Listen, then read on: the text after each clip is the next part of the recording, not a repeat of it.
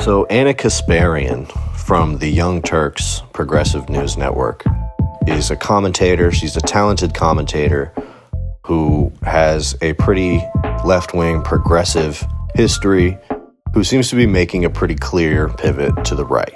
This is something many people have pointed out.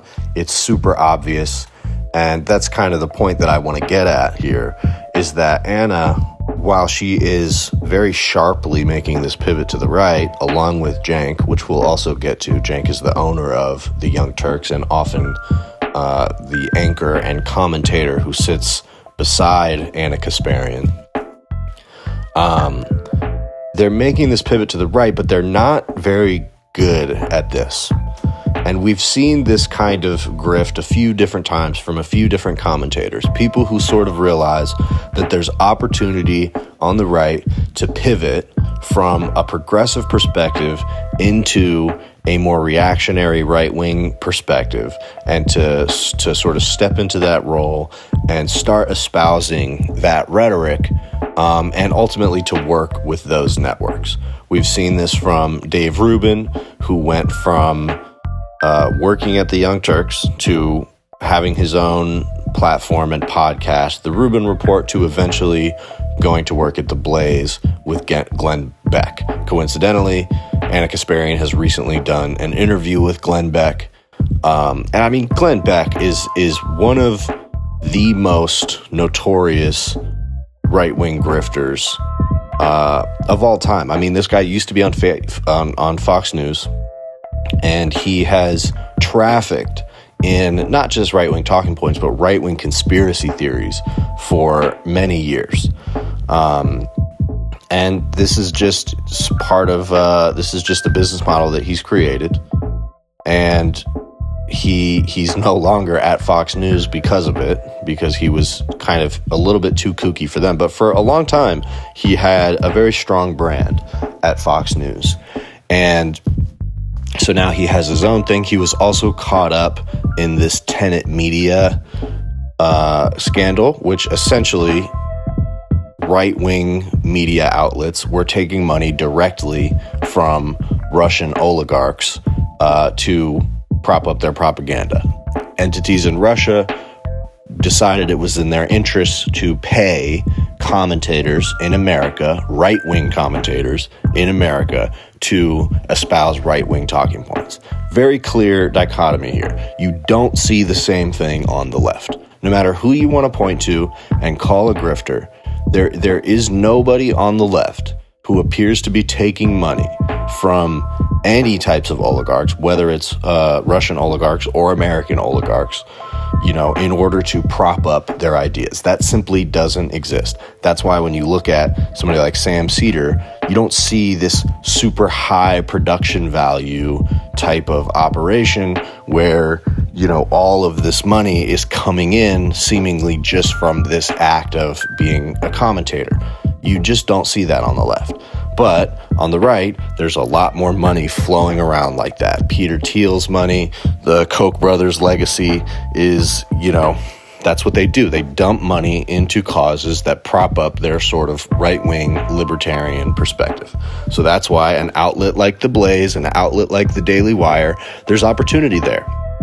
And they very explicitly are in the business of amplifying anybody who is willing to amplify right-wing talking points.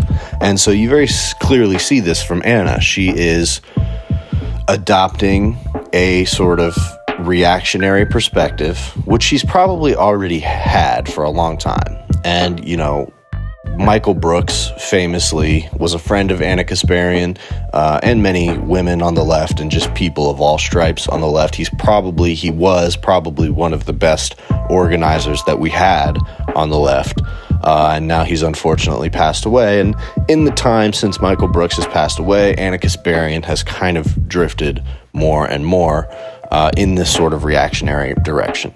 And she is now doing this thing where she's attempting to attack the credibility of people like Hassan, people like Emma Vigeland, and other actually left-wing, actually progressive people who have remained consistent in their progressivism that have associated with Anna Kasparian in the past. She's attacking the credibility of these people. She is trying to basically attack people's progressive bona fides and make it seem like, oh, these aren't real progressives. These people are going to work for Morgan Stanley, or these people work for Facebook, or even though nobody's working for Facebook. Basically just, calling out people for the dumbest thing, posting on Facebook as a job at some point in their career, stuff like that, and saying that this is an attack on their credibility.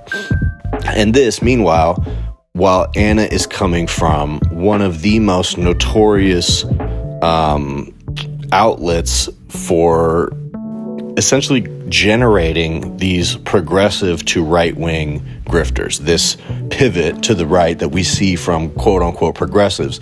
A lot of these people are coming from TYT, Dave Rubin, Jimmy Dore. These are very famous examples of people who have done this sort of left grift. I'm no longer on the left. I just can't. These left-wing, they're just too radical, and I can't deal with this anymore. And so I have to pivot to the right.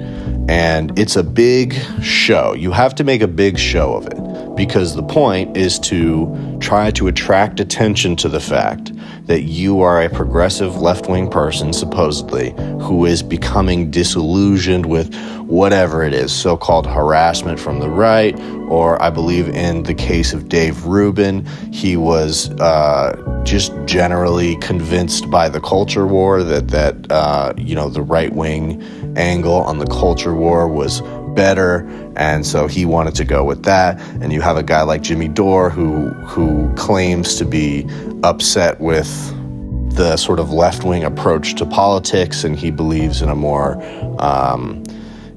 angry form of interacting with the political establishment.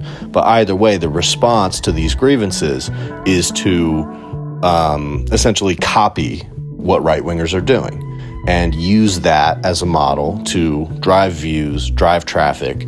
And what happens is it cannibalizes more and more of your content, of your output.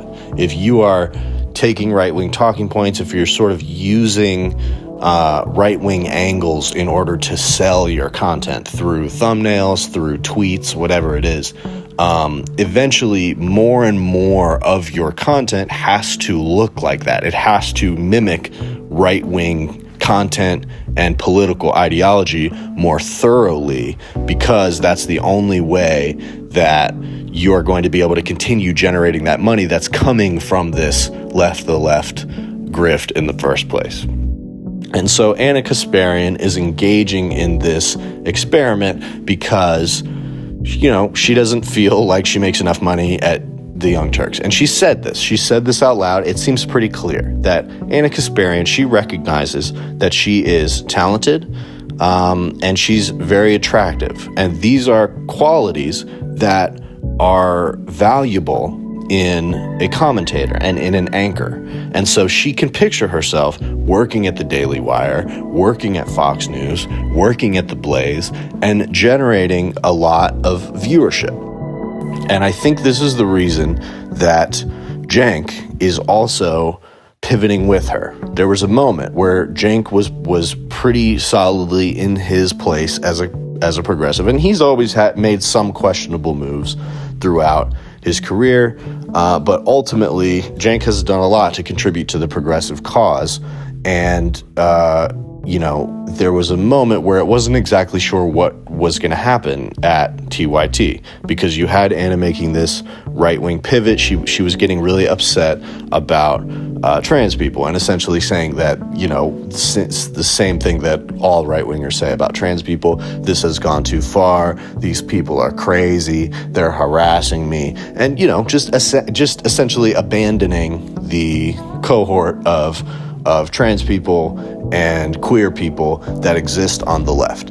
And Cenk now has followed suit, and honestly seems to be making more noise about it and acting more erratically about it than Anna was. And to me, what that says is that he I think he is coming a little unraveled about it, and I think he's desperate to keep Anna. He recognizes that Anna is a valuable anchor. She's smart, and she's a firebrand. She is very attention grabbing. I always noticed that about Anna Kasparian even years ago. Anytime you click on a TYT video, she's the one who speaks first, and her voice is piercing. It comes directly through the screen. It was always a little too loud for me. And, I don't mean to come off as, misogynistic by saying that. It's just, I think it's something about her particularly. She has a loud and very piercing voice. And the truth is, that's a valuable asset. Now, I think this is a bit of a miscalculation on the part of Cenk, because I don't think he needs Anna that badly. And I think everything Cenk's doing right now is a miscalculation. He is also betting on the fact that he can convince right-wingers who support Trump back over to the left, or over to the left in the first place, because the populist MAGA movement will be a failure.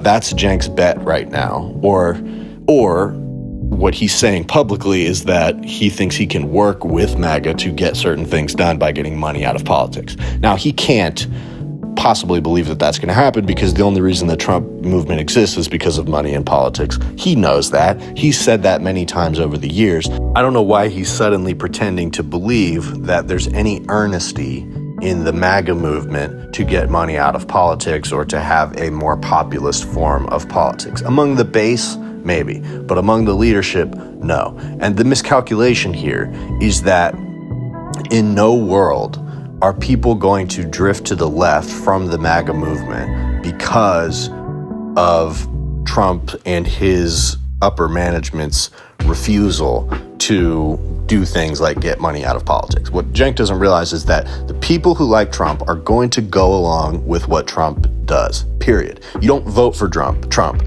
because you think that there is value, or that you think he's really going to do it with this whole, populism movement. It's because they've been able to convince those people that whatever they say, whatever they do is populist, because nothing about Trump's proposals, nothing about his policies has anything to do with that. And we can see that just from the way that he is starting his administration, which hasn't even started yet. I mean, this is not going to be a populist administration, period, point blank, period. And the people who have voted for Trump, the people who support Trump, are not going to be disillusioned by this. They're not. This is what they voted for. They voted for reactionaryism. They did not vote for populism. And Cenk knows this, Anna knows this, but for some reason, they seem to think that they can court some of these people on the right. And to be as charitable to Cenk as possible, they think that they're going to be able to pull some of these people to the left, to progressive causes, through, I guess, their eventual disillusionment with the MAGA movement. It's not going to happen. It's not going to work. So that's a miscalculation on Cenk's part, but I also think it's a miscalculation that he needs Anna Kasparian so bad in order for the Young Turks as a outlet to survive. I just don't think that's true. I think that at this point, Cenk's better off without her. Now, it's a foregone conclusion, because Cenk has also made his pivot to the right at this point, and both of them are at this point essentially trafficking in right-wing narratives. And it hasn't cannibalized all of their coverage yet. There is still some progressivism in the way they cover things, but I promise you that's not going to last, because now that they're pivoting to the right, the reactionary content, feeding into the reactionary narratives is always going to pay their bills more. It's going to bring in more viewers than the progressive content, for two reasons. First of all, it's reactionary, and the most activated and engaged audiences, especially on YouTube, are on the right. They're reactionary. They're people who are engaging and reacting without thinking very much, and certainly without doing very much research. And so that's how you get Anna and Cenk pushing this right-wing narrative about migrant gangs taking over an apartment building in Aurora. A lot of people heard about this story, they took it at face value, and they probably haven't heard anything about it in weeks, because you, on the right, you have people amplifying this narrative that this is like a gang takeover of an apartment building, which is not true. There's no evidence that that's true. But from people like Cenk and Anna, who amplified this story, you don't see any subsequent amplifying of the fact that, oh, maybe some of the facts were wrong there. Maybe people panicked a little bit about this idea of gang activity in Aurora and created a broader narrative of this gang having the type of power to completely take over an apartment building without any type of authority stepping in, or essentially being able to take the control of the apartment building and the rent seeking away from the landlord. So that is a narrative. It's not true. There's no evidence that that's true. And in fact, what does appear to be true is that the landlords of this building are have completely abandoned the building. Far before there was any reports of gang activity, the landlords have stopped doing anything that they're supposed to be doing, dealing with trash, making sure people's water is dealt with, etc. And so these people who live there have been abandoned, and there are some reports of small amounts of gang activity there, or just kind of criminal activity, more so than gang activity, but only a little bit. And the idea that there are gangs there that are shaking people down for rent, and that there's this whole rent-seeking racket of, Venezuelan gangs, it's just not true. But Cenk and Anna amplified this story and then have not corrected themselves on it. And so what this does is it amplifies a story to a bunch of people who are looking specifically for that story. Reactionary audiences who are looking for the thing of the week that they can attach onto, that's going to build this narrative for them of essentially, leading up to what Trump wants to do, which is to militarize America and extract as many migrants as possible and deport them. That's ultimately the goal of amplifying anti-immigration stories like that, whether they're true or not. And so, Anna and Cenk are feeding into this because they all of a sudden have this great concern about crime. And all it's going to lead to is them being more and more trapped within a right-wing clickbait cycle. If they are going to continue using right-wing narratives like that as a way to amplify and to build their platform and to build their audience, they're going to be more and more beholden to that audience. And that is not a left-wing audience. It's not a progressive audience. It's not a populist audience. These are reactionaries. These are people who want reactionary content. And the thing that Anna and Cenk are doing most specifically is deciding to feed that reactionary audience with reactionary content. That's what we have happening here. That's what happened with Jimmy Dore. That's what happened with Dave Rubin. That's why these people's worldview does not hold up to scrutiny. That's why there are no policies that these people are pushing for. There's nothing of integrity that people like Dave Rubin, people like Jimmy Dore, and now people like Cenk and Anna are actually pushing for. They're not talking about Medicare for all. Cenk has made some mentions of getting money out of politics. He's talking to entirely the wrong base of people in order to accomplish that goal. So there's no messaging integrity in what we're seeing here. And so all it's going to do is pull them and their audience to the right. And that's what the grift looks like. And so Anna's attempt to attack the credibility of people on the left, it falls flat. And that's the most interesting thing about all of this to me, is that, Anna's not very good at this. The blueprint has been laid for how to do this left-wing grift, how to go from being a left-wing commentator to a right-wing commentator, make a big show of it, make a big deal of it, attract a bunch of attention, attract money from the same donors who are giving money to right-wing outlets because they are excited. They benefit from people who claim to be progressives moving to the right publicly. And so Anna going on the platforms of somebody like Glenn Beck, who is a notorious grifter, or even years ago, she was doing debates with Ben Shapiro.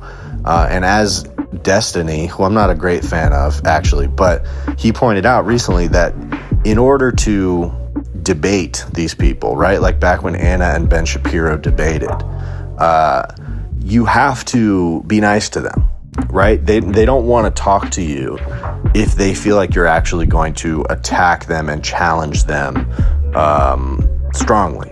And so you have to focus on being polite to them and building bridges and creating a relationship there. That's the kind of thing that a guy like Sam Seder doesn't care about. He doesn't care about being nice to you or protecting your feelings or trying to have an amicable relationship with you. He'll debate you, but his goal is to try to make you and your ideas look as stupid as possible, because he fundamentally disbelieves in your ideas, and he wants others to disbelieve in your ideas as well.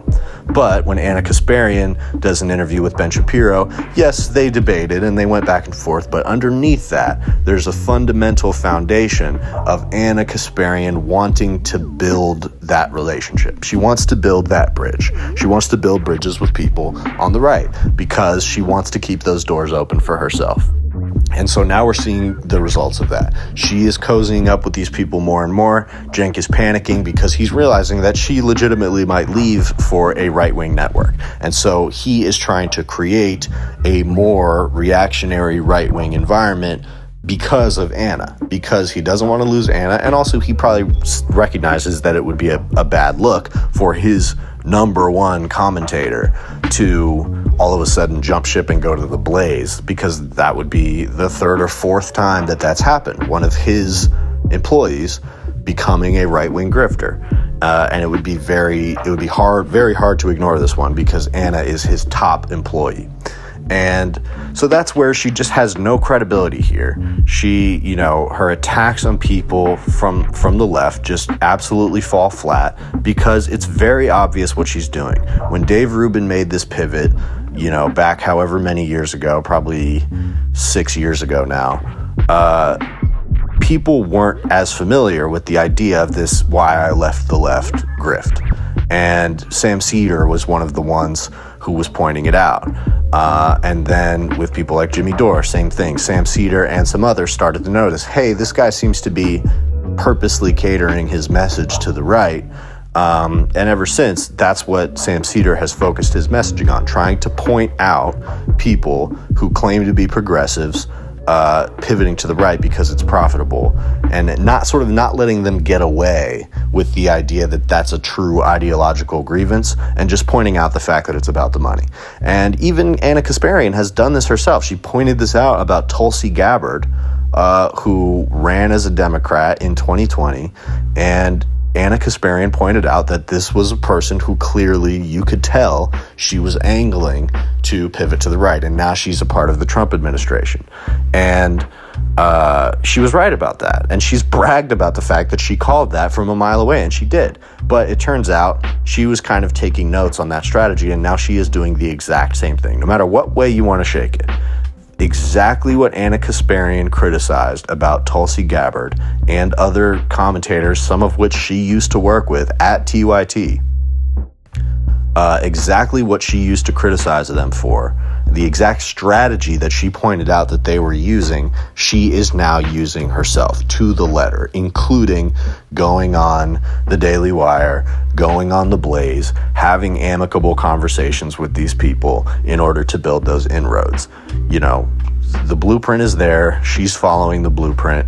And I think for Cenk, it's a lost cause, man. It's a lost cause. Anna Kasparian is leaving your network. It's inevitable. It is inevitable, because everything else that she's done, from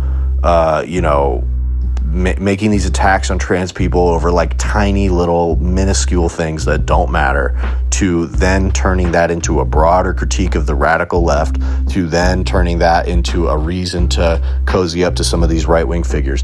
Every single one of these things was predicted. People pointed out all of this shit for a long time. People pointed out that Anna Kasparian was going to make this pivot to the right even before she started shitting on trans people, because before that it was crime. It was we need to vote for Rick Caruso in Los Angeles because we need a right-winger to come in and run the city because of all the crime and the homeless people. These are right-wing reactionary narratives, and once you start to seize on those narratives and use them for your own benefit, it becomes very clear that you are angling to enter a right-wing media environment. And that's what Anna Kasparian's going to do. And I think she should just do that and stop focusing on infighting and attacking people on the left, because she is not the one to attack anybody's credibility on the left. She has absolutely no leg to stand on. She works at the outlet that tends to create these type of right-wing grifters, even though it's ostensibly a progressive left-wing platform. And so when she tries to attack people's credibility and bona fides as leftists, you know, it just falls flat. It doesn't work. And so if Anna Kasparian is going to move to the left and become a grifter, she should just do it. Just do it, Anna. And Cenk, just let her go. Let her go. Come back to the left. Let go of this whole, you know, MAGA redemption arc, because all it's going to do is humiliate you. Anna, at the end of the day, is going to humiliate you here, because in the same way that Kamala could not out conservative the conservatives, you are not going to be able to out conservative the conservatives. Anna wants a more conservative, more right-wing media environment, and all you are going to do in trying to give her that, and trying to save your relationship with Anna Kasparian, all you're going to do is sell out everything that you have built, which really Cenk has already done at this point. And so I'll leave it at that, but I just wanted to speak to some things there.